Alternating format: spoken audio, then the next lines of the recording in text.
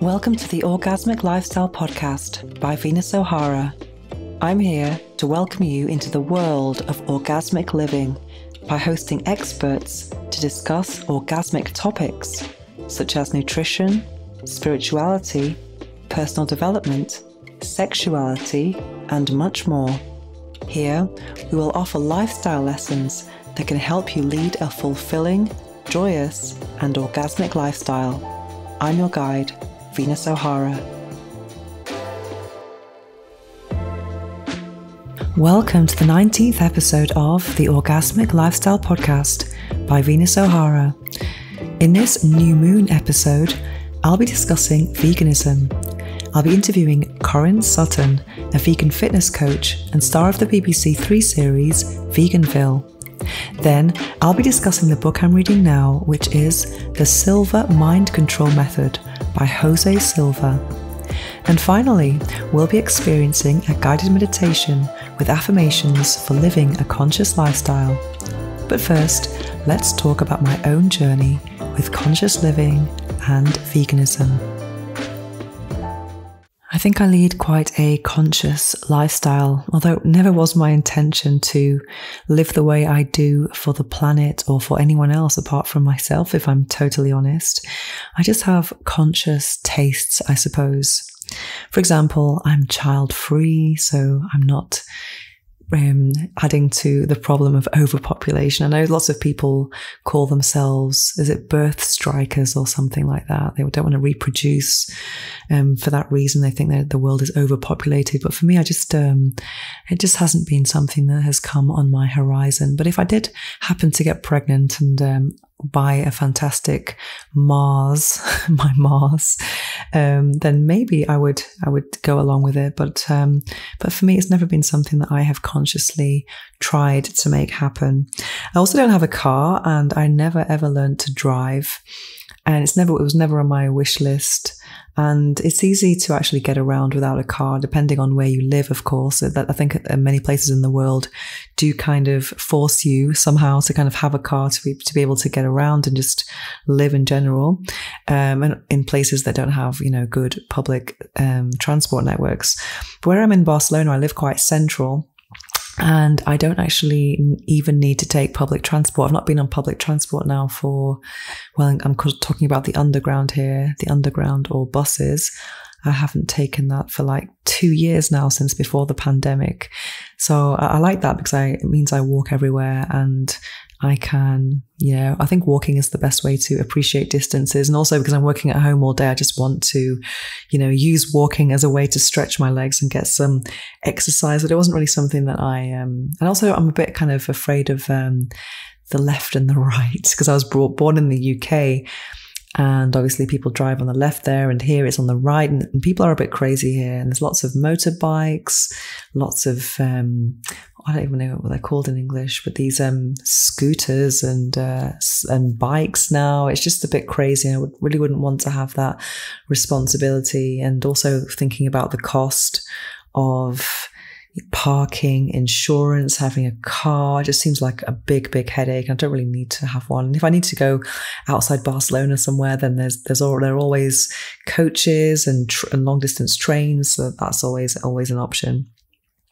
And also, I don't eat meat. I'm a vegan, but I haven't eaten meat in 26 years, and I love that. I love the fact that I'm meat-free. The other day, I was actually in quite a cheap or budget supermarket just to get some water and some toothpaste. And I was looking at the person who was in front of me in the supermarket queue, and got to think, this is a very cheap place. And I was just looking at all the shopping they had, and I was kind of disgusted, really. I saw all these this packet in plastic of chicken's feet. Oh my God. I don't know how many feet there were. There could have been 10. I don't know, do you call them paws or claws or whatever? But it was just, oh my God. And it only cost $1.43. That was quite disturbing. And also seeing, piglets skinned in the freezer. I just think, oh my God. I've never really seen animals as a food source. I couldn't just look at an animal and say, yeah, you look tasty.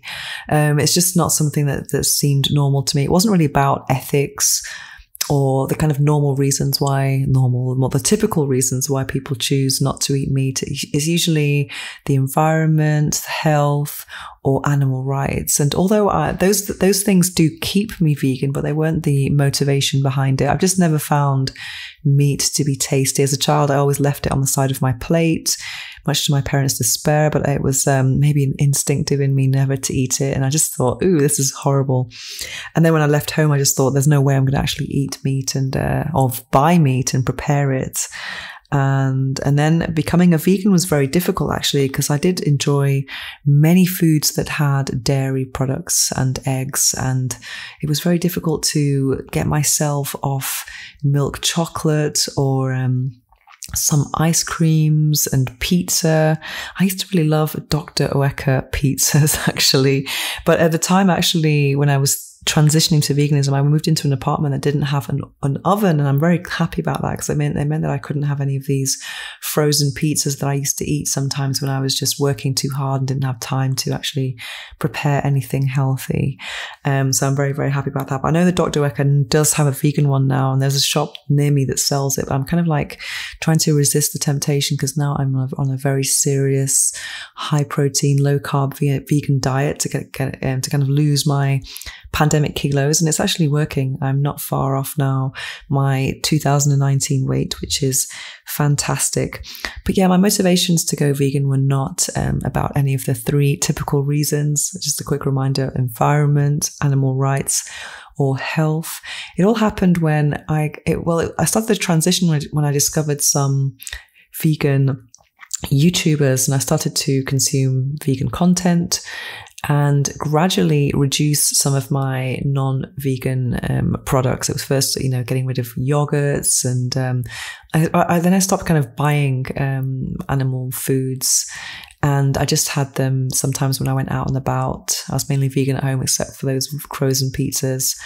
And there were two things that kind of kept me, or that kind of prevented me from going fully vegan. Those things were pizzas, and I used to love this Milka chocolate that had the Oreo inside. So in general, like, Oreo is actually vegan, but the actual milk chocolate that covered it was just like, I absolutely adored it. And there was those, so I was about 98% vegan apart from those two things. But then one of my family members had a heart attack, and that's when I decided to actually, and also I did join a vegan club or a vegan group, and I decided that I just couldn't justify having any cholesterol in my diet, to seeing that maybe heart disease is in my family. So that was one of the reasons. So that I suppose you could say it's health, but also at the same time I was watching a YouTuber called Infinite Waters, Ralph Smart, and I watched him not because he's vegan. I was watching his content because of when his videos about spirituality and abundance, and especially about abundance. And he always talked about 7-day vegan challenge. And I was thinking, what does veganism have to do with abundance? I didn't really see the connection. But I had started doing sex magic about 3 months before I went vegan. And then when I actually went vegan, I started to think about maybe more about the spiritual and energetic reasons to not eat animal food. So that was really my motivation. It was more of a kind of energetic thing, not to absorb suffering and pain. And I was also becoming disgusted by some of the things about the dairy industry that I was learning about eggs and cheese and stuff. I was like, oh no, I don't think I can eat that. It just seemed to be just as disgusting as meat to me. And also the ethical side of it as well. I say ethical, but it was more about a kind of rejection of like, ooh, I don't want that in my body, rather than empathy for the animal. But anyway, when I actually went vegan, it was incredible because I'd been practicing sex magic for 3 months, and all of a sudden, all of these things that I'd been working towards and trying to manifest just started manifesting one after another, and I was just blown away. So actually, I did end up writing to Ralph Smart, the YouTuber Infinite Waters, and actually thanking him for his content, because I started to manifest incredible things in the abundance sphere, work projects, and business office that I couldn't even imagine that I'd ever have. It was just incredible. I just couldn't believe it.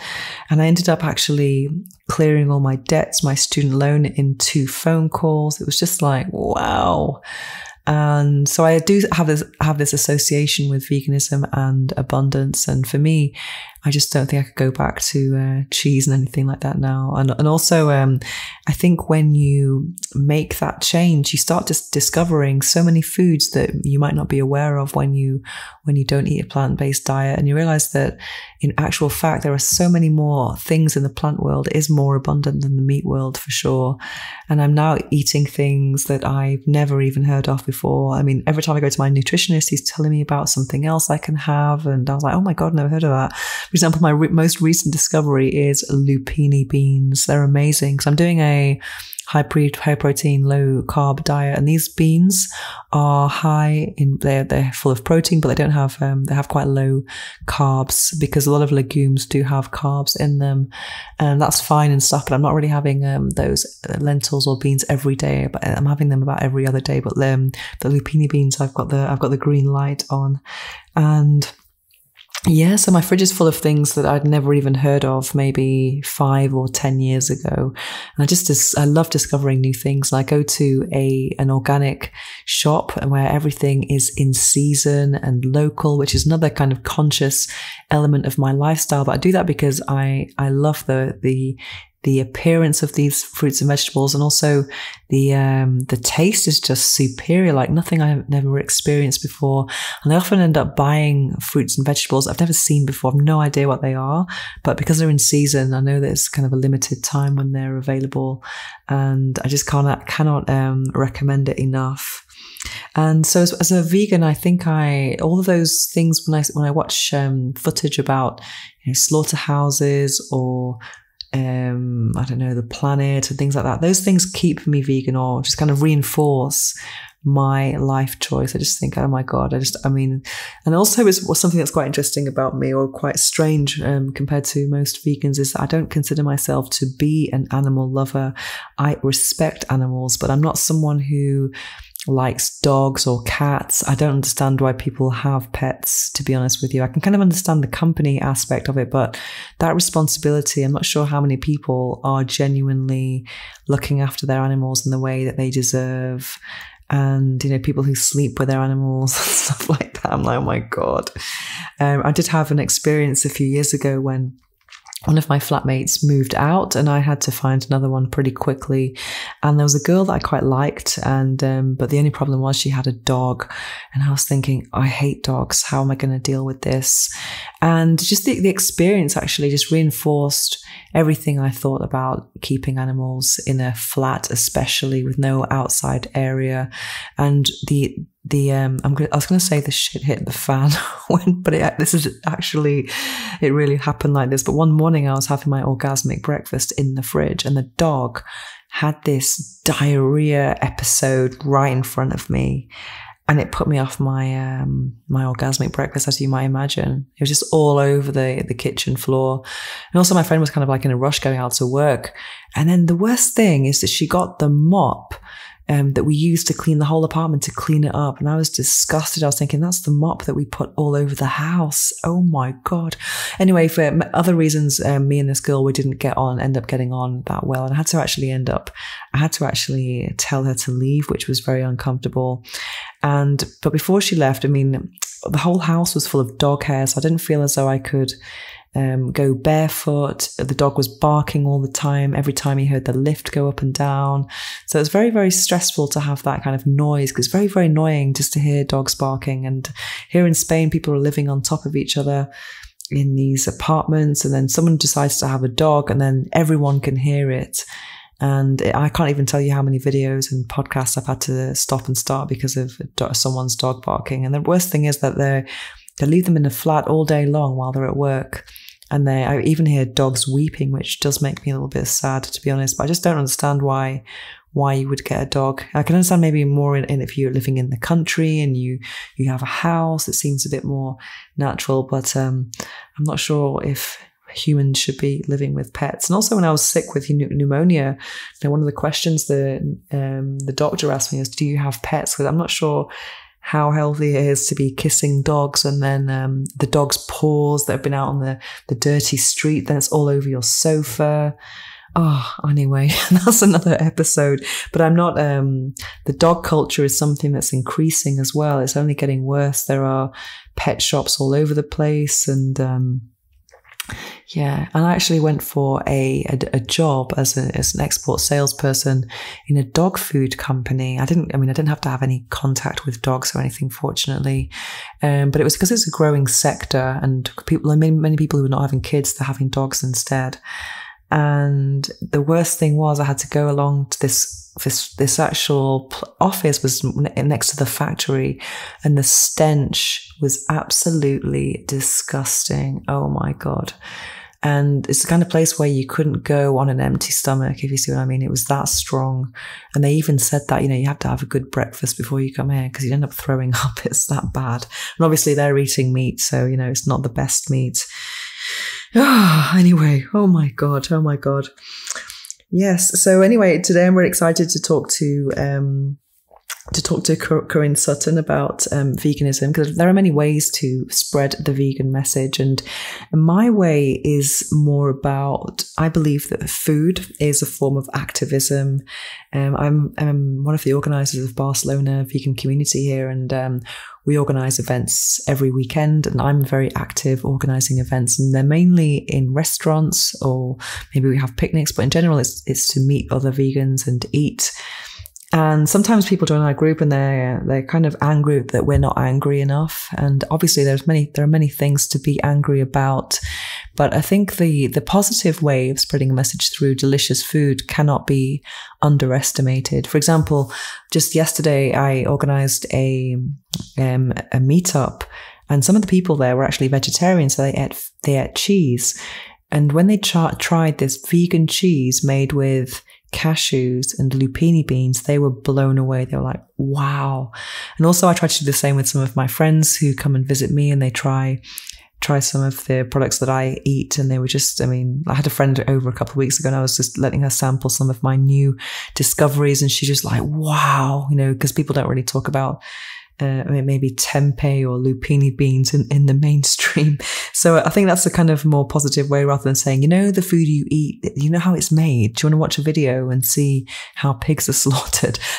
That kind of approach can work with some people. I think different approaches work with different people, but that's not the way I want to spread my message. I want to be a good example, and I want to share joy and deliciousness with other people. And hopefully when they go to the supermarket, they'll start to incorporate more plant-based deliciousness in their food as well, or in their diet, and gradually eliminate those animal foods. And I do support flexitarians, people who are, reducing meat content, meat ingredients. I think there's any effort should be applauded at the end of the day, because it all helps to reduce the carbon footprint of the planet, and help things to stay better for longer and have a happy future for our future generations. I think it's very difficult to be 100% vegan for many people, and also the social aspect is difficult in many places. I'm very blessed here in Barcelona because it's such a fantastic place for veganism, and also being part of a big vegan group, having lots of vegan friends. It doesn't really seem to be much of a challenge for me. It's actually quite easy. But then there's always those situations where, for example, I'm going to go to this a Toastmasters Congress very soon, and then I'm going to have to fight to make sure I get my vegan food at a gala dinner. So there are always those struggles, but in those processes you end up educating other people about plant-based foods, and through delicious food. Anyway, I'm going to be speaking now to Korin Sutton, and he was part of this incredible series called Veganville. It was a BBC 3 series, and I was very interested in it because what they do is they took, I think it was 5 different vegans with different approaches to veganism, and they put them in a village or a town in South Wales, where it was very much a kind of meat-based, a community based on agriculture. And I don't think they meant I'm not sure if there are any vegan restaurants there, but it wasn't very vegan friendly, let's say. And then we wanted to kind of compare and contrast which approaches worked the best. For example, was it the, showing footage of slaughterhouses? Was it food? And Korin Sutton's actually a bodybuilder. So it's a very positive thing to actually be a living, breathing, good example of veganism. I think that's a very good way to spread the message as well, because some people, if they are maybe in a kind of more angry state and they're not eating the healthiest food, because veganism doesn't mean you're healthy. There's a lot of junk around.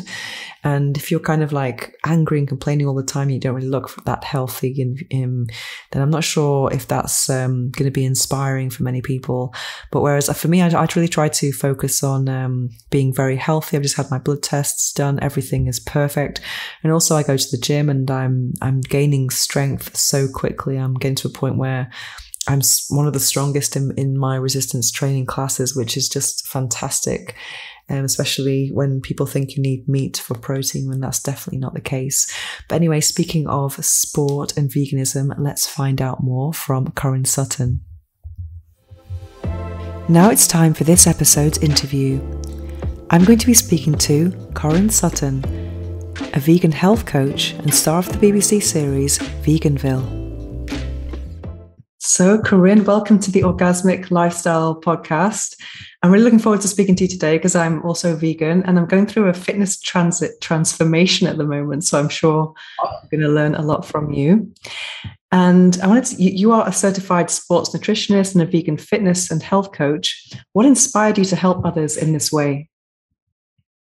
It all pretty much happened when I was I want to say I was in Navy Reserves at the time. I served in the military for about 8 years, did 4 years in the United States Marine Corps, fully active service, deployed to Operation Iraqi Freedom 3 and 4.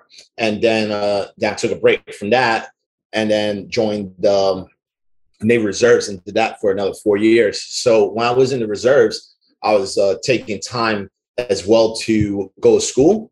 And for like a part-time job, I was a personal trainer part-time. And when I was in school, I saw the presentation by Gary Roski, The Best Speech Ever. And if y'all never seen that, it's a really good speech. Gary Roski is like a huge animal activist. He's like one of the original OGs out there. And he actually came to my school in person, did his spill on veganism, and pretty much convinced me in that speech. So once he convinced me, I was already doing the personal training part-time, but that's when I kind of thought about it. Like, I think I was in the industry maybe like a year or 2 years when I heard Gary Roski, but that's when I started thinking about the nutrition portion of it, because even working for gyms, and I had my own clients as well, I wasn't seeing significant results. And I was just like a basic beginner trainer, just telling people like, eat healthy, eat your lean meats, eat your veggies, the basic stuff that I think we all know when it comes to eating healthy, especially on an animal-based diet. But when I heard Gary Roski's speech, I was like, I think I need to focus more on nutrition. There's more to it because I have okay results. I was fine. I wasn't like super crazy or overweight or anything, but I was like, let me put more attention to this. And that's when I started going a little bit deeper into plant-based nutrition. Because I wanted to explore that. It just enticed me, especially when it came to like the animal ethics point of views, the medical point of views, health reasons, things like that.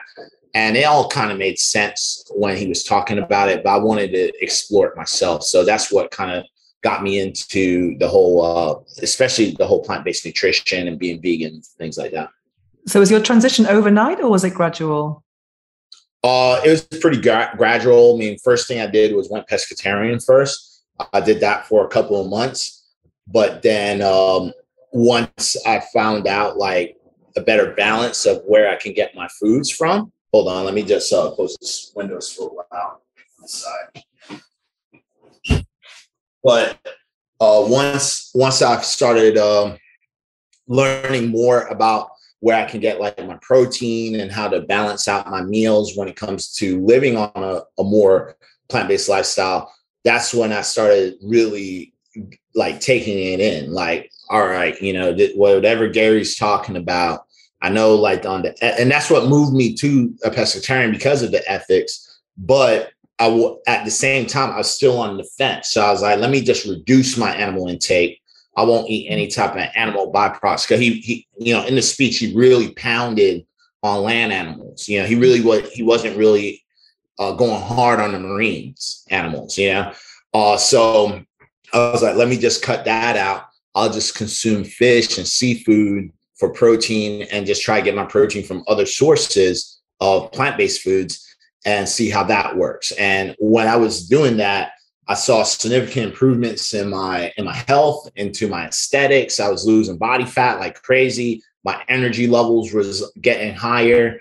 And when I saw the results from that, by that point, I was like, I wonder if I'm getting all these great results just being pescatarian, because about 80% of my diet was from plants. I was like, I wonder how good it would be if I go 100%.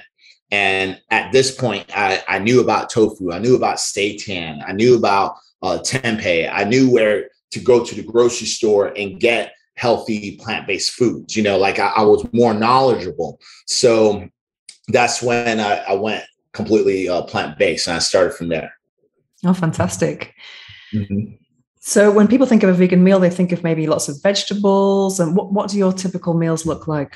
I mean, do you have any? Oh, they evolved, I suppose, over the time. Yeah, it definitely evolved over time. I mean, I would say in the beginning, it was just like a bunch of Buddha bowls or just going out to restaurants. When I went vegan, there wasn't that much processed foods. Like Gardein didn't exist. The only people that existed was probably Tofurkey. And they didn't even have all the stuff that they had. They just had like the deli meats, you know, that's all they had at the time. They had no sausages and stuff like that when I first went. So it was pretty much just tofu, and from time to time, maybe the tofurkey, because it was I was in college at the time. So I wasn't going to spend $8 for a couple pieces of deli meats. Like that's how much it was back then. Now it's like $2. You know what I'm saying? Now you can find it for $2. But yeah, just for a sandwich meat, like a vegan sandwich meat, it was like $8. I couldn't afford that. So it was just a lot of tofu, a lot of rice and beans, you know, mixed vegetables. And even the mixed vegetables were coming out from cans and stuff like that. It was very college life. Let's just say that. Like anything that was cheap and convenient, I got it, you know, and because I know some people, when they go plant-based, they try to be like on this purest journey. And then in their head, they're like, oh, this is very expensive because like they're trying to do non-GMO and organic everything. But you don't have to go that route if you don't have the budget. You know what I'm saying? You don't have to break your bank. Just do everything that's, what is it called? More conventional. Just do the conventional stuff first. Even though it has GMOs in it. I mean, I'm telling you, it's a lot better than eating like animal byproducts, I'll tell you that. But I did that. And then as I graduated, started making more money, that's when my food quality got better as well. So the more money I started making, the more I started reinvesting that money into myself, because I was a lot younger too. I was in my 20s when I went vegan. I'm already 37. So how long have you been vegan for then? How many years? Going on 10 years. Oh, wow. That's amazing. Because the movement's changed so much in that time. Yeah. So like, like looking at the past, it was like, you know, just very basic, throwing things together. I wasn't even counting macros or anything. I was just eating things that I thought that was healthy. And the more I learned about nutrition, more money I made, I started dialing everything in. Like I started dialing in my nutrition better. I started buying higher quality foods, you know, like more non-GMO and organic foods. And then I just kept going from there. So now I'm at a point where everything's organic. Yeah, but it didn't start off that way. Yeah, me too. I went completely organic last year, and I just thought it was a fantastic thing to do. And I really enjoy the tastes more now. And I'm making things that I had fennel for the first time the other day. I made a fennel and zucchini soup. It was delicious. So I'm really enjoying like seeing these, and I'm buying everything in season and local as well. So it's always a nice surprise to see what's on offer at my local shop. And I always say that people have a self-destruction budget, you know, for alcohol and cigarettes and like things which are no good for them. So I think you should, you know, transfer that self-destruction budget to the food, and it's definitely a good investment. Absolutely. Absolutely. Do you have a favorite cheat meal? What do you think about cheat meals, by the way, or cheat days when you're training? I don't really have cheat days or cheat meals. I mean, I'm really big into you know, counting calories and macros, and that's because for me, I enjoy it because I like keeping track of what I'm consuming, because I like to know exactly how much nutrients I'm putting into my body. So when I really look towards, when it comes to my nutrition, to hypernourishment, like getting more than what you need, like really, you know, getting more like vitamins and minerals and fiber than your body needs. It's it's like a hypernourished, just really replenishing the body with all the things it needs. And the reason I do that is because I know all the stuff I've done in the past. Like I know like years of drinking alcohol and doing bullshit drugs and eating garbage foods, you know, like, you know, a lot of processed stuff, things with, you know, I grew up on drinking like Kool-Aid and stuff and Freezy Pops, which is just filled with chemicals, dyes, and sugar, you know, canned products that's filled with BPAs, you know, cheap chemical byproducts that maybe cleaning the floor with Clorox with my bare hands, not using gloves. Like all these things people don't really take into account when it comes to their health, you know, and all these environmental issues, as well as all the stuff that you used to eat in the past, don't go away immediately once you go plant-based. So a lot of people think like a 14-day, 1 month detox is it. After years and years and years of eating garbage, animal byproducts, processed foods, and then you have your environmental toxins as well, you know? So that's why I count the macros, because I'm like, yo, I have to eat very healthy to repair that. And some people don't know that your cells regenerate for all your cells in your whole entire body to regenerate. It takes over at least 7 years. You know? Wow.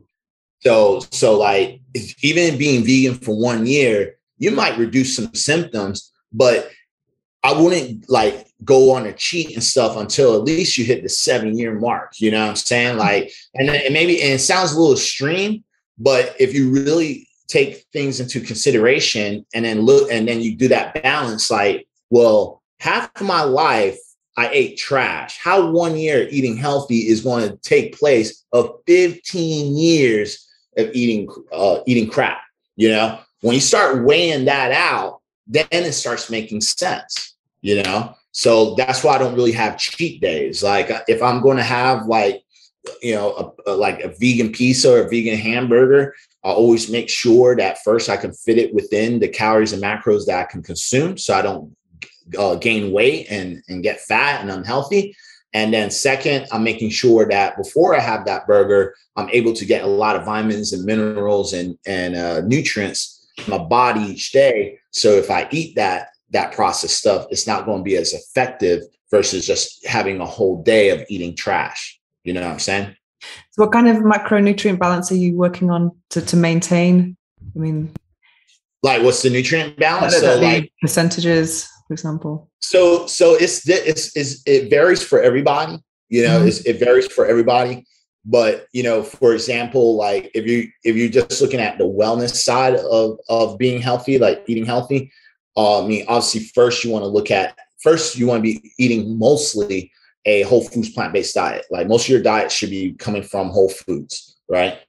Things that's from its original state. This hasn't been processed. So majority of your diet every single day should be coming from that. Second, food combinations, right? You want to make sure that the foods that you're consuming, you're actually getting nutrients out of it. See, so for example, some people think like string beans is healthy, right? It is, but if you look at how much nutrients you're getting from string beans, it's not a lot. Really, when you write on paper, it's not a lot. Yeah, it doesn't have a lot of vitamin C. It's very low in vitamin A. it's not the best vegetable on the planet. Same thing like romaine lettuce. It's not the best vegetable on the planet. You know what I'm saying? Like, it's healthy, but it's not the best. It's like you could eat like a whole bowl of salad, and you're not going to get a lot of vitamin C or vitamin A from that byproduct. It's not the best vegetable. It's not the highest ranking. So that's why I focus more on superfoods like bell peppers, kale, spinach, like things that's just pumped, filled with vitamins and minerals. And then I track that to see how much I'm actually getting to hypernourish the body. And on my fitness palette, it's going to tell you your daily value. So for example, like when someone doesn't know how much fiber they're getting, just saying eat a high fibrous, just have a high fibrous diet, and just saying that, how about know what's your daily value of fiber first, so you can know how high you need to go, right? Mm-hmm. So for an average person, it's like 30 grams a day.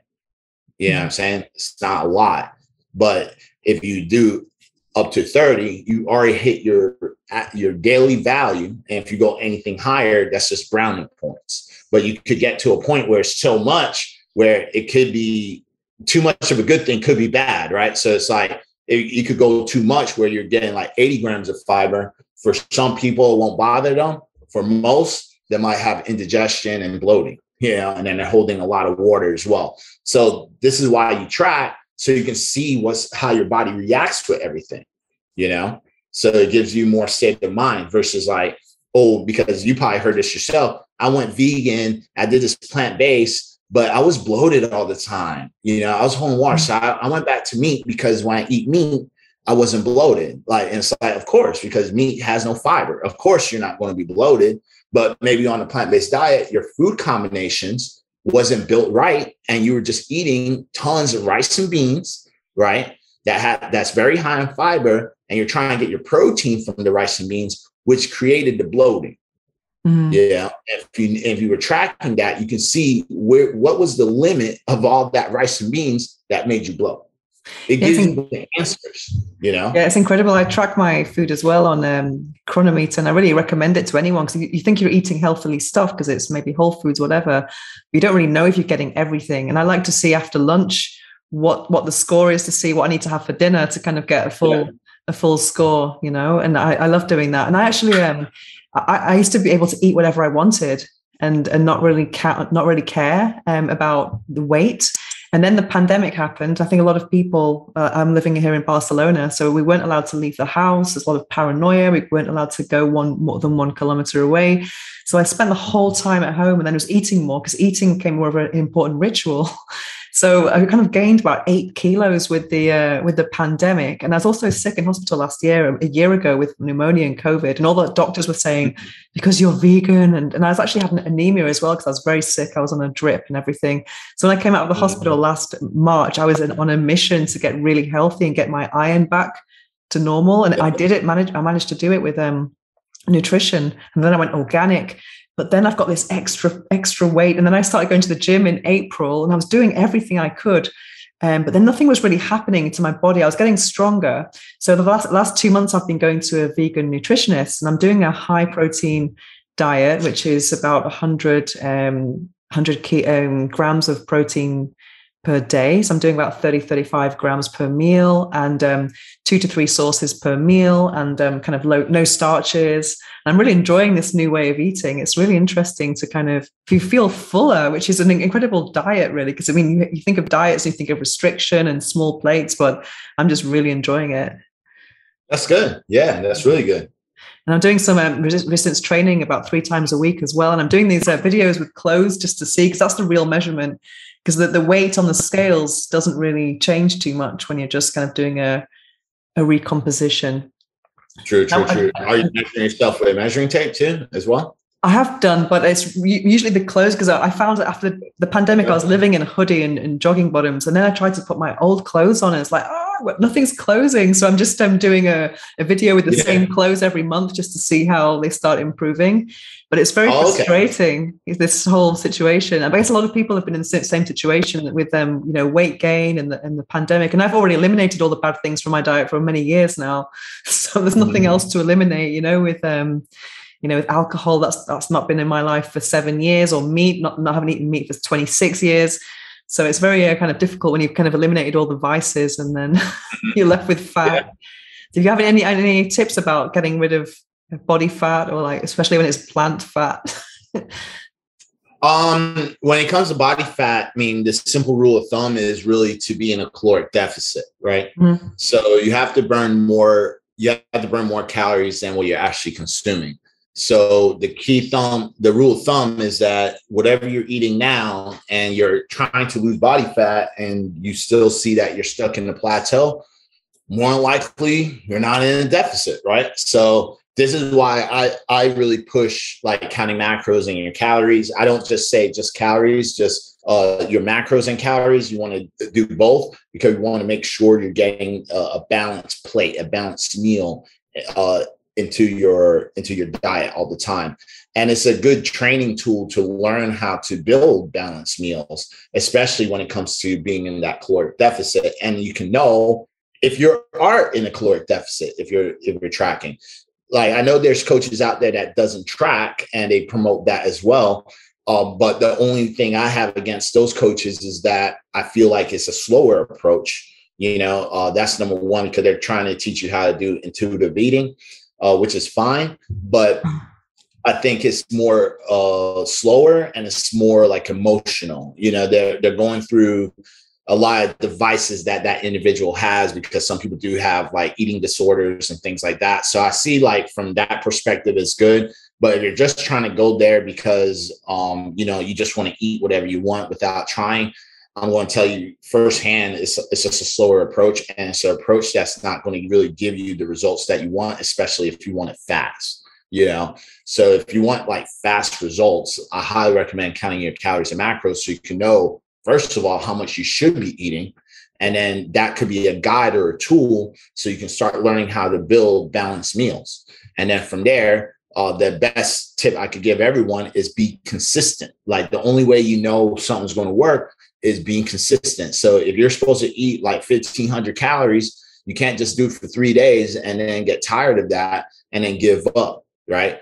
Or do it for 1 month and then give up. You have to, I mean, not 1 month, but 1 week and then give up. You have to give it at least 1 month of eating the foods that you're supposed to be eating consistently to the T every day for a month. That's when you're going to see results, you know? And if you're not seeing results, that's when I highly recommend getting a professional. Truthfully, I feel that getting a professional should be the number one thing. You know, like, don't even try guessing and doing it on your own. I think when you guess and try to do everything on your own, it's just a waste of time. Yeah. I'm a type of person that really looks into professional help when I need it.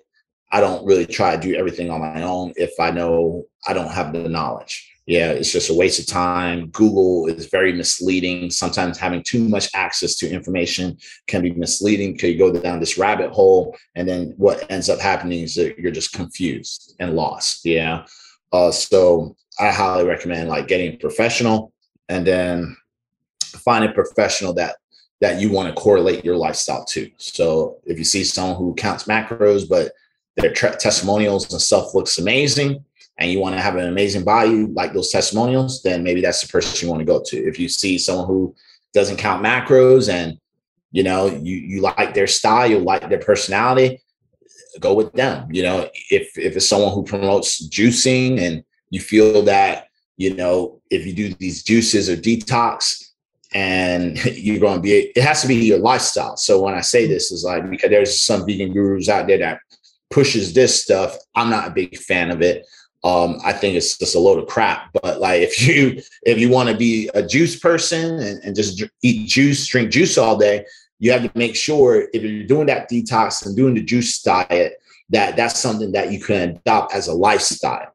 You know, don't fall, like, again, it takes 7 years for your whole entire body to regenerate. It's all it sells. So doing a 30-day detox, 8-week detox isn't going to cut it unless you're someone who's so obsessed with juice and you want to adopt that as a lifestyle. That's when you're going to start seeing results, and you're going to see sustainable results. Because what most people do is they do the juicing, they hear all the, you know, the hoorah about the juice and eating clean and all this stuff. And it should take out the parasites and all that stuff. And then next thing you know, they do it, you know, and then 8 weeks down the road, they lose about 20 pounds, 30 pounds. And then they eat back the same garbage that got them to gain the weight again, because they don't have any idea. They don't have no roadmap what to do next. And they're tired of drinking juice all day.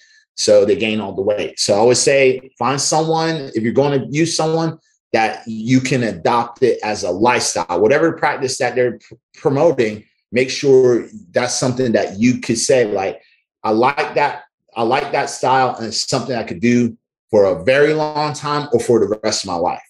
If you say I can't do it, then you're going down the wrong path, and you're buying snake oil, literally. Just because people are vegan and they love animals doesn't mean they don't love money too. Yeah.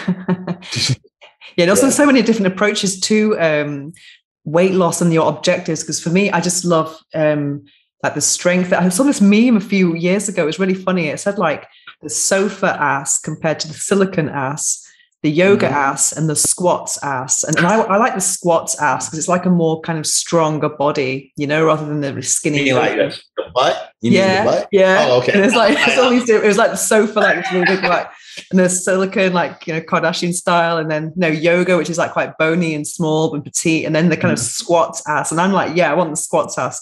So I'm not sure. I don't think juicing all day is going to really make that kind of ass. Because I mean, people who want to juice and just like, you know, eat really light food or something, maybe fruitarians, they might want to lose volume and just not have that much muscle mass. But I like being strong, you know. And I also went up before the pandemic. I used to wear my vegan t-shirt at the gym because I love body pump, and I was also a lot stronger than the guys there, which is interesting. So I saw a Veganville a few years ago, and I watched it again last night with your part in it. Oh, cool. And it's so interesting to see, you know, these different perspectives on how to spread the message, because, you know, some people will go down the kind of angry activist route, which doesn't well, obviously different approaches work with different people, but I really love your approach about being a really good example. That's a really kind of positive example.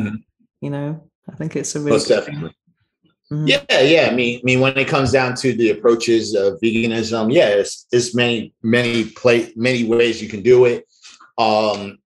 You know, I won't say like the aggressive route doesn't work, because like if you watch Scary Roski, he's pretty aggressive, you know, but I'm a pretty aggressive dude. I came from a pretty aggressive background. I was in the military for 8 years. You know, I spent a good part of my life in a very stressful and you know, very, very stressful environment. So like I'm used to that aggressiveness. And if someone's trying to convince me of something, you need to be aggressive. I don't want that compassionate yoga, tree hugging stuff. Like, I don't want that stuff. To me, when I hear it now, if I hear someone who's happy-go-lucky, tree hugging, yoga, meditation stuff, it doesn't impress me, because it's just my background. I came from a place where I was in war, man. You know what I'm saying? I was trained to be a killer, you know, not some monk. You know what I'm saying? So it's like, when you talk to me in that particular manner,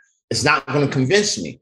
But if you're coming to me like how Gary did, like, hey, cows get their throats slit and their blood comes out while they're hanging upside down, and they're still alive and able to watch that blood hit the freaking kill floor. Now you got my attention, because I'm like, damn, are you serious? Because the first thing my mind is connecting to is, what if that was a person?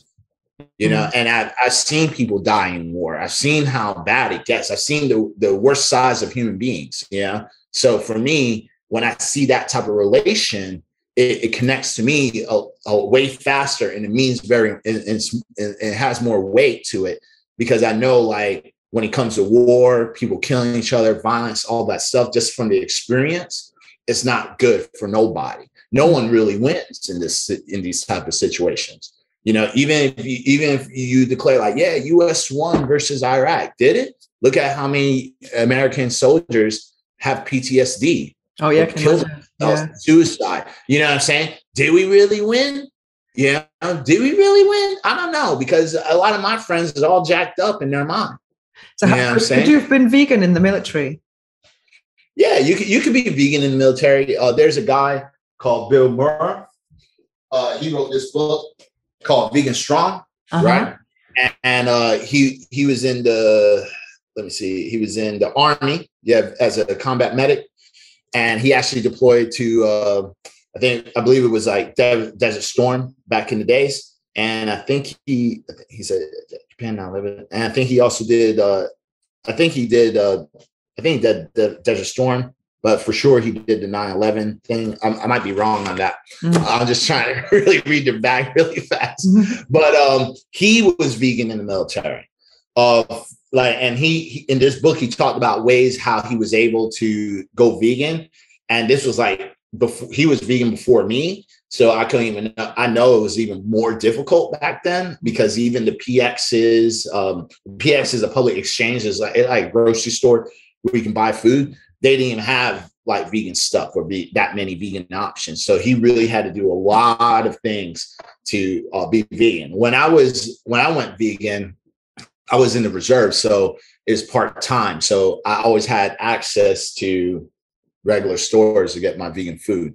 But it is possible. I mean, I have students who's in my program who are in the military, and they're deployed all around the world. Some of them actually even deployed while training under me, and we were able to make it work, especially now, because there's so many options, and there's so many things that we can replace. Like when it comes to, for example, MREs, which is what they're called again, the initials, like meal rations, something. I forgot. It's been so long, but like, it's been like 20 years since I was in the military, but like, it's food rations, but we were able to find ways to replace certain meals in those food rations that they could take out to deployment, to field operations, things like that will survive without refrigeration, because that's the biggest thing about those MREs. And when you're doing like field operations or deployments, you're going to be literally living off of that, because more like if you're in like a combat unit and you're out there, you're not going to have a chance to eat hot food. You're going to be eating a lot of packaged, processed, very, very highly processed foods. So we find alternatives that they can do out there during those training events, So it's very possible, especially when it comes to field ops, because that's the biggest hurdle, is that not when they're like at home in the rear on base. Like it's easier now. Yes, it's going back to being an example of the message. I really believe that. I mean, for me, my fitness journey, or what I was before the pandemic, the veganism part actually is an extra motivator for me, because I really believe that not just about how you deliver the message with words, but just like being an example. Like sometimes when I used to go with a vegan t-shirt to the gym, and I'm really lifting heavier weights than some guys who are like a lot younger than me, I just think that's really powerful. I'm not quite there at the vegan t-shirt level yet, but I will be when I feel like I'm getting stronger. But it's because I feel like it's an extra motivator. It's not just about looking good or health. I feel like my body's a canvas for the message. Whereas some people don't look healthy at all, and they don't focus on health.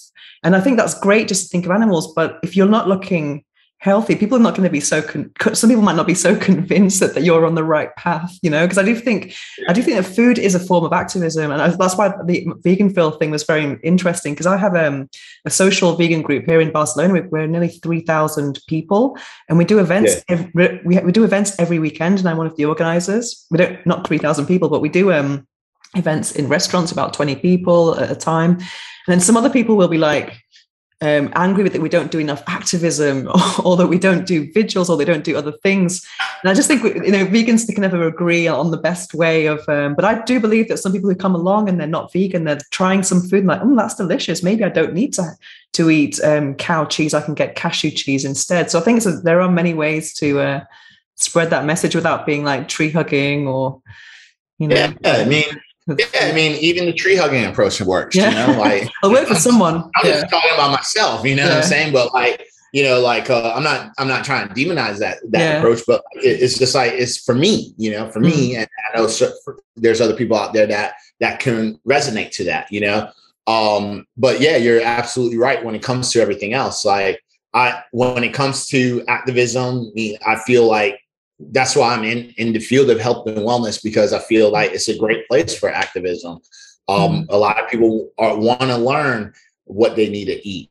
I think everyone plays this part, and it kind of works in a more synergetic way. And that's one of the reasons why I really like Veganville, because it was more of a synergetic way, not so much like What the Health, which was just like pure facts and science, which is great, but it's only one view, and then you had Game Changers, which was just one amazing, view. yeah.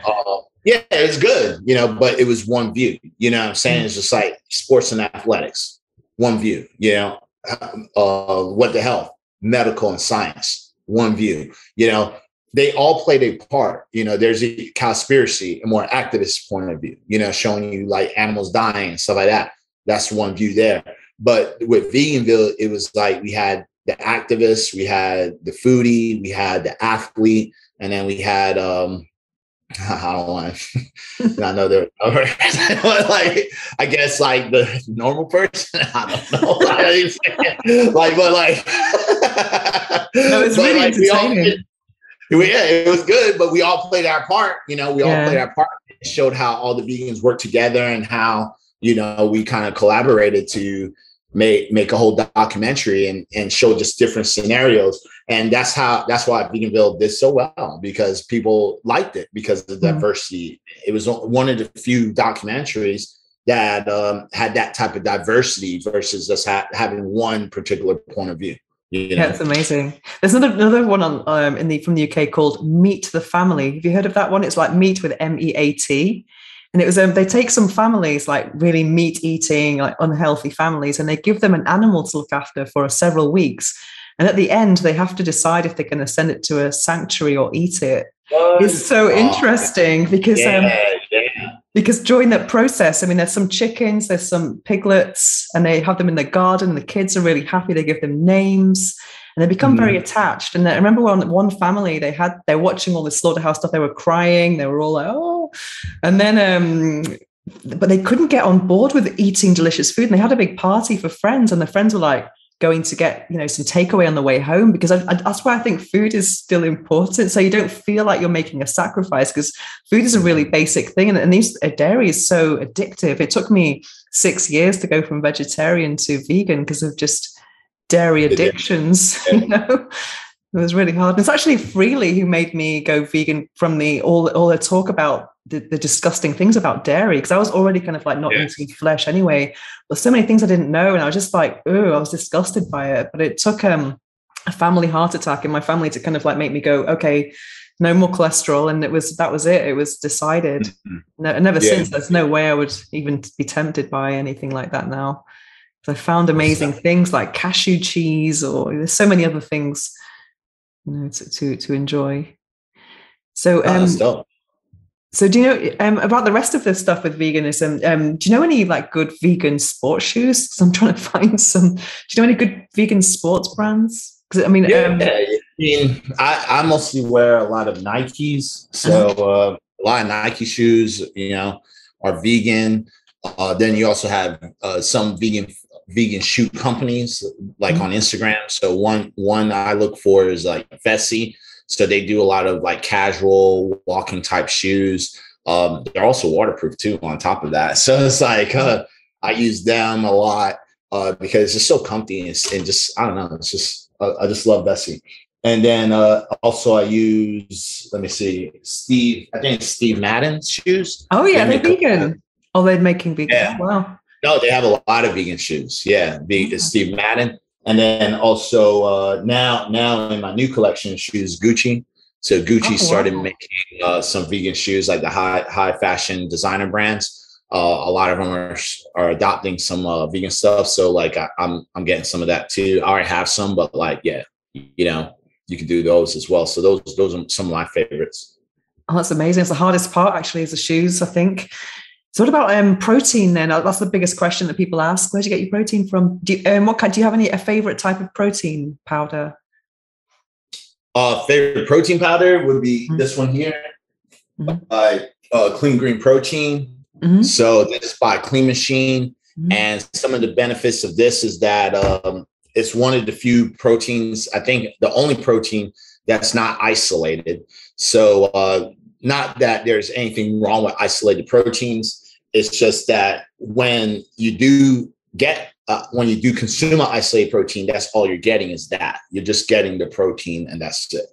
If you're getting any other stuff like vitamins, minerals, branched chain amino acids, that's kind of synthetically added to the protein. It's not coming from an actual plant source. And even if it is, it's highly processed. Like it's a lot of extraction and stuff that they do to get those vitamins and minerals. With clean green protein, they use a superfood called lentine. So it's not a popular superfood, but it's one of the strongest superfoods that's out there. And all the vitamins and the minerals, the fiber, even the protein, you're getting it majority from this plant itself, and it's not processed. So, and there's no isolated ingredients. So you get all those benefits from the plant itself. All they do is just dehydrate it, grind it, and then boom, put it into a powder form. And then you're also getting, but when it comes to clean machine and just the quality of the product, there's no fillers, no chemicals, no artificial flavors. So it's going to be like one of the cleanest proteins you actually get. That especially when it comes to being in the market. So that's like my favorite protein powder. Yeah. I'm going to check it out. So what about oil? Because a lot of people demonize oil, cooking with oil. What do you think? Cooking with oil? I mean, when it comes to cooking with oil, I feel that with moderation is fine. I use spray oil, so I use the spray and I use the spray can that has no chemicals or propellant in it. So they started making those now. So you can get that. And I think it's just kind of pressurized. And because when you shake it, you can't really shake it. You just press it and it just shoots out. So because there's no propellant. So I think it's just like kind of pressurized and you just use it like that. So I use olive oil because it is a healthier type of oil to use while cooking, but I use the spray. So it's just enough to lubricate the pan so nothing really sticks. And I use like an iron skillet, so nothing sticks, and I use that. And then anything else that's oil based is really like supplement form, like ahi flower oil. I take this for like my omega-3, 6, and 9s. So it's really, my oil intake is very controlled and it's very, very minute. So it's very minimized. I'm not like pouring a bunch of olive oil on a salad and stuff like that. I think if you're doing stuff like that, and especially if you're not tracking like this, again, this is where tracking comes into play, because if you could be doing like a lot of salad dressings or just adding a lot of oil into all your foods, and you're kind of doing it just like intuitively. This is where people could have issues when it comes to processed oils, because you have to think about it. Oil is processed and it's fat. And when you consume these products and you consume too much of it, what happens to it? When it enters your body, it's fat. So if you're consuming something that's highly processed and it's in an oil base, liquid form, it's just going to metabolize into body fat a lot faster. So, fat is fat. So it's simple, you know what I mean? Okay, a couple of quick questions. What is the book that changed your life? There's really no book that really changed my life. I know the first book I've read was Vegan Bodybuilding and Fitness by Robert Sheep. So that was one of the first books I read that gave me the confidence that you can be an athlete and be a bodybuilder on a plant-based diet. So that was definitely good for reinsurance. So I highly recommend people who wants to get into the athletic field, they just want to read like literature about that. Definitely look up Robert Sheep, because he does a lot of literature on health and wellness, especially in the fitness industry. He's really big on that. But he was one of the first authors I've read and actually met when I went vegan. And then after that, I would say if you want like scientific literature, this is probably what boosted up my knowledge when it comes to being vegan, which is by Dr. Michael Greger, How Not to Die and How to Diet. So these are huge reads, like very, very huge reads. As you can see, like these books are humongous, and his second volume, I have it here, it's just as big, probably a tad bit bigger. But the best thing about this book, it tells you everything, every single food that you can think of that's scientifically proven that can prevent and reverse diseases. So when you read these things, and you can read it, you can get the audiobook or just follow, or do both. Like I did both and just follow along and highlighted important parts. But if you read these books, like that's really going to boost up your knowledge in nutritional science. So when people come to you about like some nonsense, like you have a strong rebuttal. Oh, let's just say a very strong rebuttal. I interviewed him last 2 years ago about plant-based diets and sexuality, because people don't talk about that very much, but it's very linked. You know, we saw that in the Game Changers. So it's an amazing conversation. So what about the phrase or affirmation or quote that you live by? Do you have one? The only one, I can tell you my business one. It's just like, I don't even know that one. It's like, that was only one of your YouTube descriptions. It was on your YouTube description. You had a sentence. What was it? Live vegan. Oh, be vegan, live fit, live forever. Yeah, I mean, it's just a quote. I mean, I don't want to say I'll live by that. I mean, it's a good quote, but and it's true. Like, yeah, you want to be vegan, live life, and be fit forever. Yeah, I mean, it is a good quote. I guess you could say I live by it in somewhat some type of terms. Yeah, you know.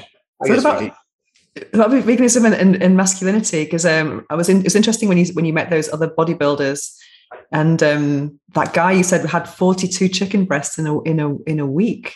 Yeah. That's kind of like, that's just made me kind of throw up a bit. It was just disgusting to imagine that in your body, you know, like 42 animals.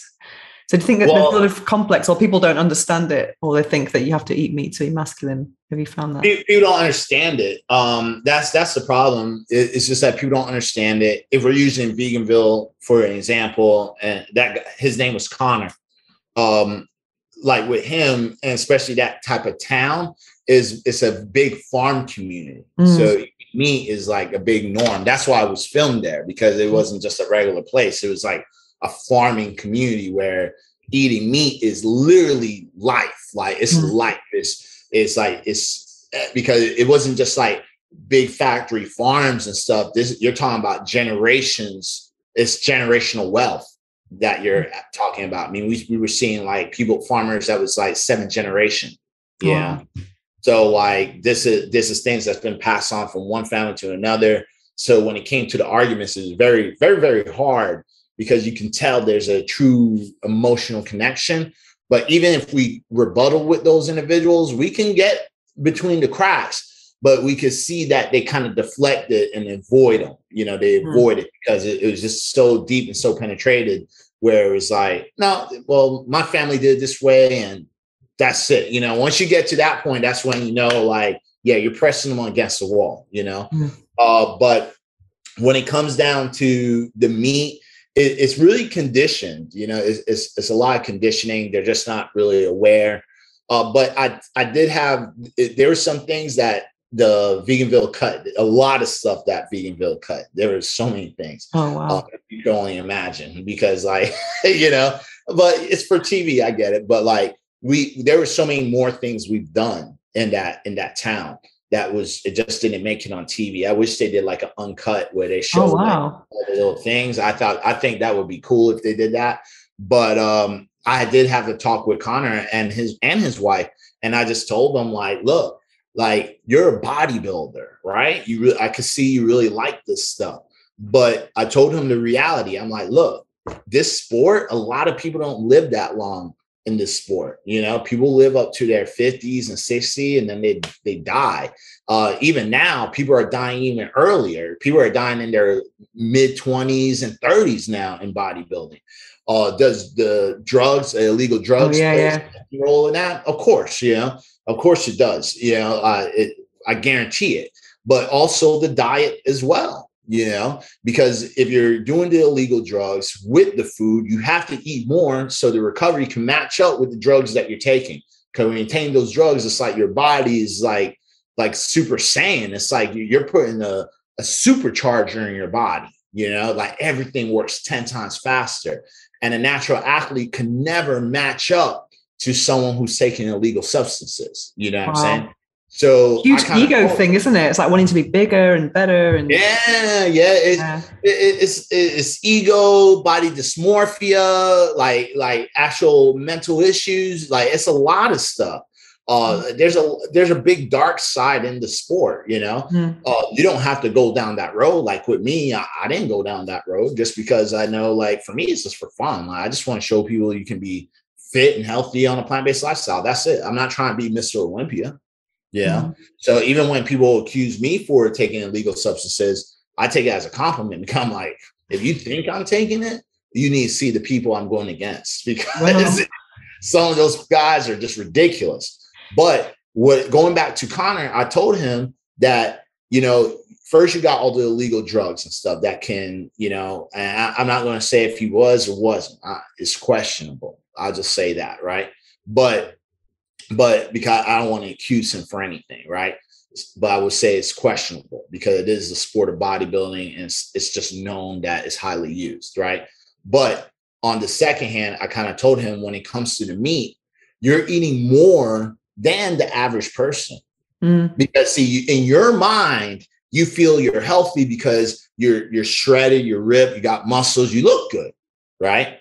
But what about all the foods that you're eating and processing versus someone who's not healthy? Someone who's not healthy is just because their meals aren't balanced. Yeah, there's junk food involved in that, but most of it is just because of inactivity.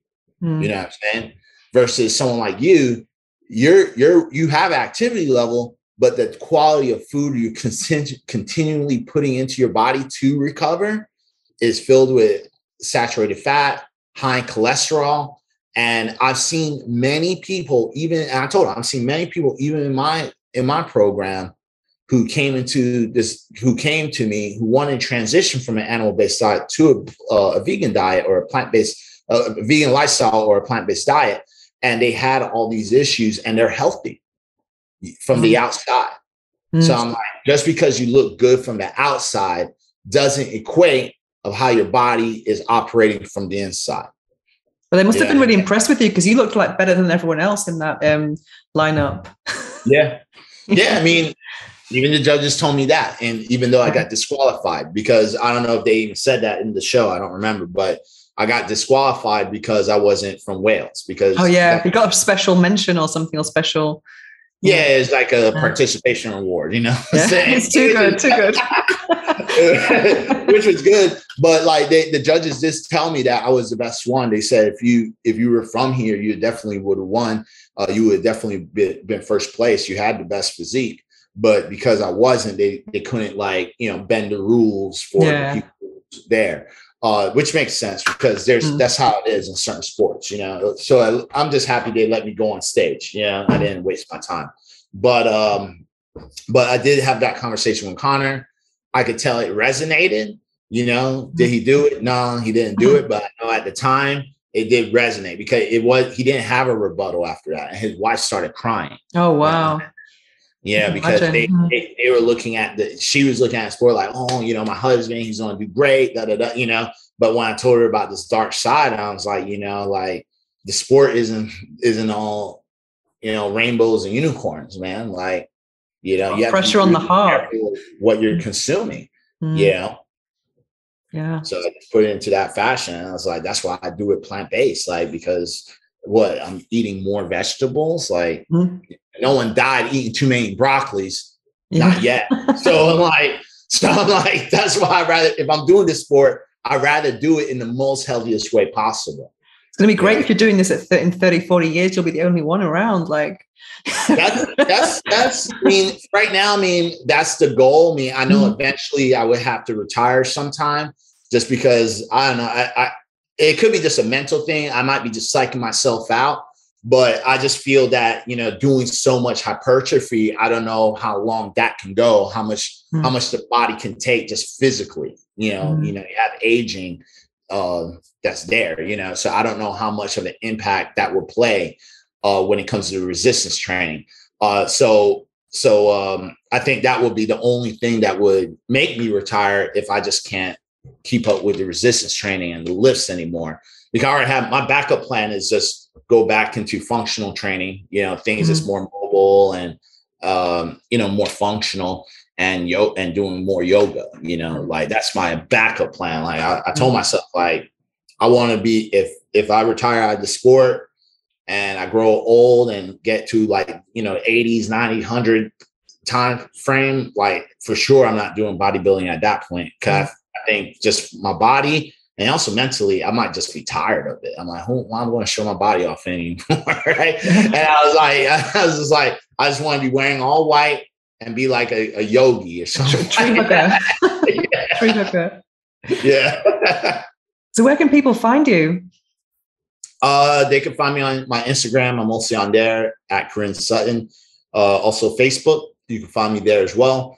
And then you can always go to my website at bodyhdfitness.com for like programs, if you're interested in programming, customized meal plans, things like that. And as well, you can email me at Korin Sutton at bodyhdfitness.com. Fantastic. Well, thank you so much, Korin. It's been a lot of information, and I'm really excited now. I'm motivated to carry on with my transition and journey. Yeah, no doubt. Yeah, just don't quit. That's the only thing. No, 2 months. I'm doing my month 2 update video on Friday, like tomorrow. So that keeps me accountable, you know. Perfect. Definitely. That's good. Okay, well, thank you so much, and keep up the work. Bye. All right, cool. Thank you for having me. I'll talk to you soon. Take care. Bye. The book I'm reading now is The Silva Mind Control Method by Jose Silva. I have the pocket edition in my hand, and this was first published in 1978, and it sold millions and millions of copies, and it's been incredibly successful over the years. I'm looking at Amazon right now, and there are 1,705 positive reviews. Well, most of them are positive, maybe like 8% or something, 80% or something like that. This book has also inspired many of the Mind Valley courses. If you are not familiar with Mind Valley, it's like a Netflix of personal development. And there are many, many techniques that talk about the Silva mind control method. It's basically a type of meditation, and the objective is to access parts of your mind that you're not really using at the moment. And I find that to be an incredibly powerful, empowering notion. Also, I have a very good friend of mine who actually did this course, or she used this method to actually manifest her partner. So it was it was exactly the person she was hoping for. And I was thinking, I'm going to try some of that. So I've just started the book. And also I was inspired to buy it because I've heard these great stories from Mind Valley, from my friend who's manifested a fantastic relationship. And also recently in the book club that I'm a part of here in Barcelona, someone else was telling me wonderful things about it. So right then and there, I thought I'm going to buy it right now because I'm a bit kind of, I like to listen to the signs of the universe. And I think if you're hearing that something's good from 3 places, it's kind of like time to listen to those, how would you say, that stimuli. I like to pay attention to these signs, let's say. Anyway, I'm still right at the beginning of the book, so I don't have any fantastic things to tell you about it. But it's suggested to kind of read the mid chapters from chapter 3 all the way through before going back again and revisiting the exercises. Because I'm not doing any of the exercises at the moment, I'm just going to read it all the way through. And that's one of the advantages maybe of doing this method on a video course, because it's a bit more visual and you can just stop and start the video as you want. That's how it is on the Mind Valley platform. And one thing I have read so far that really resonates with me is about accessing these part of your minds in a sober state. Because I think a lot of people that I know, especially in the spiritual communities here in Barcelona, they tend to like plant medicines and psychedelics and stuff. And there's nothing wrong with that, but those things do not really call me. And I just think sobriety is such a powerful thing, and accepting your reality, not needing to take anything is just really, really powerful. I do believe that you can access hidden parts of your brain or your mind without taking any drugs, because meditation is very powerful if you are experienced. And the more you meditate, the more experienced you can become in it, and you can have these incredible experiences, having downloads from the divine or having kind of like cosmic experiences. I've had a lot of cosmic orgasms through my sex magic practice, which is using orgasm to manifest. So I do believe a lot in that you can do similar things in a sober state. Also, I do believe that people who maybe take plant medicine, I do believe it can be a fast track to certain states, but with time, practice, and patience, I think you can still get there with other methods. And that's why I loved this extract that I'm going to read to you right now. And let me see what we have here. They learned that the 5 senses, touching, tasting, smelling, hearing, and seeing, are only a part of the senses they are born with. There are others, call them powers or senses, once known only to a gifted few and to mystics who developed them over lifetimes removed from the active world. The mission of mind control is to train us to awaken these powers. What this awakening can mean was well put by Mademoiselle's beauty editor Nadine Burton in the March 1972 issue. The drug culture can have its mind-expanding pills, powders, and shots.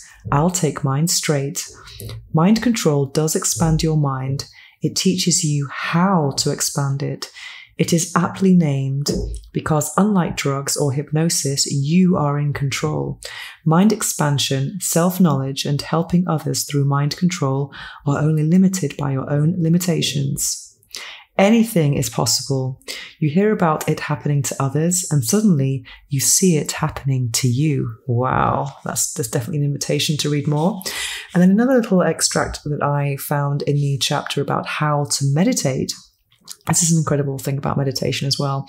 It says, something beautiful happens in meditation, and the beauty you find is calming.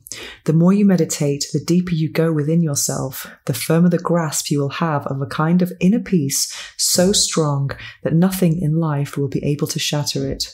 I completely resonate with that, because meditation has been the rock that got me through some of the most challenging times in my life over the last couple of years. For example, I might have told you about my Bell's palsy diagnosis in June 2020. That was one of the hardest things I went through emotionally in my life. And I was meditating 5 or 6 times a day then. It was the thing that got me through it. I was kind of like accessing this inner refuge in my mind and trying to heal and trying to learn the lessons from that experience. And also when I was in hospital for 10 days last year, even though it was a difficult situation to be in, emotionally speaking, I just kind of like sat back and let it happen and meditated a lot. And I knew that there were going to be some really valid lessons from that experience, rather than just kind of like feeling sorry for myself. So meditation is a wonderful way just to kind of connect with yourself and take a pause from events when you're just in kind of when you're being in a kind of reactive mode and letting things happen to you, and it makes you kind of like ponder and analyze a little bit more, and maybe not analyze sometimes. Maybe sometimes you just kind of surrender and let things happen. And I'm going to read to you also the list of the chapters in this book, because it's very exciting, and I'm very much looking forward to discovering them. So we have how to meditate, dynamic meditation, improving memory, speed learning, creative sleep, which is where I am now. And next is your words have power. I'm very interested in that. The power of imagination, using your mind to improve your health, an intimate exercise for lovers. You can practice ESP, that is extra sensory perception. Form your own practice group, how to help others with mind control. And yeah, so how amazing is that? So hopefully I'll be back soon with some extra fantastic mind control attributes and capabilities by the time we meet in my next episode for full moon. And yeah, so that is the Silva Mind Control Method by Jose Silva. Now it's time to slow things down, as we prepare for this episode's guided affirmations meditation. It's probably not a good idea to listen to this while driving or operating machinery.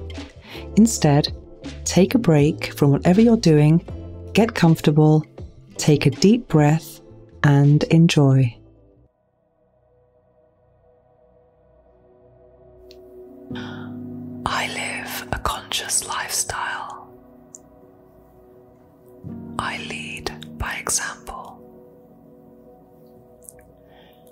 My lifestyle serves me, my community, and future generations.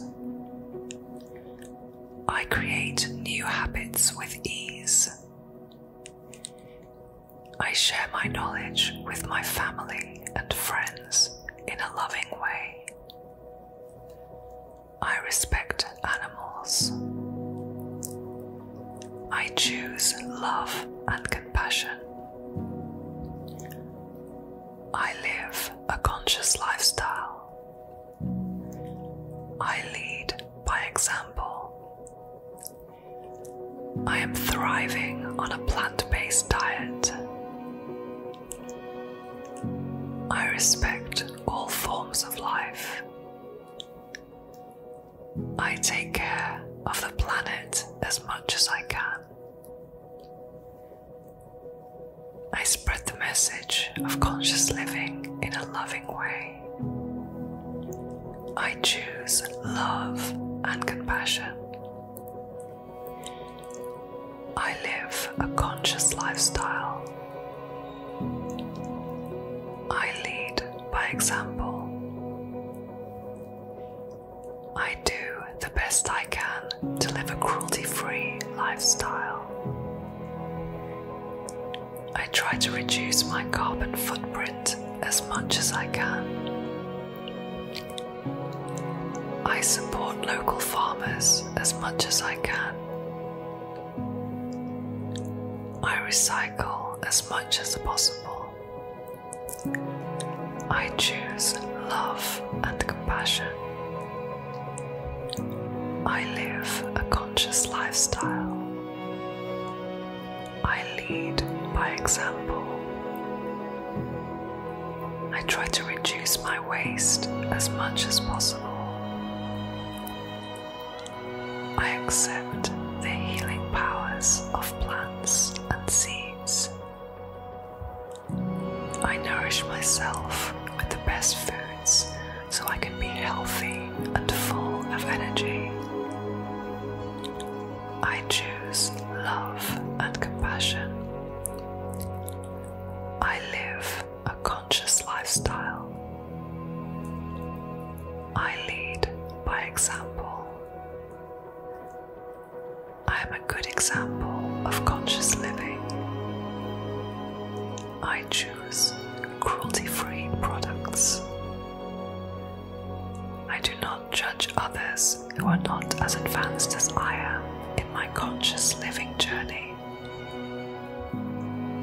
I support companies who strive to make the world a better place.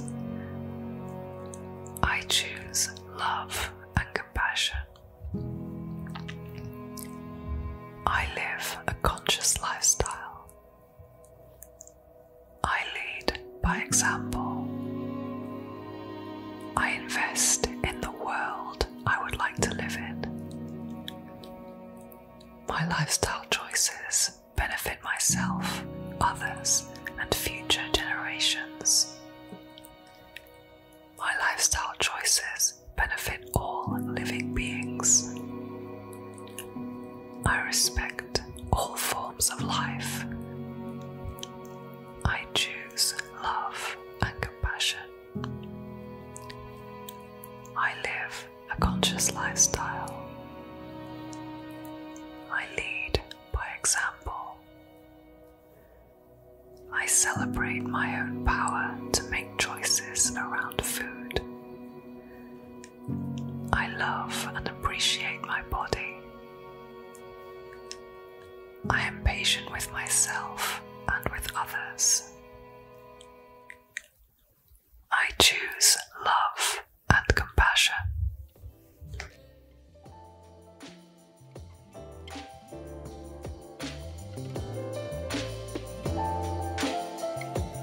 To find out more about me and my orgasmic lifestyle, visit venusohara.org or follow me on Instagram at instagram.com/venusohara.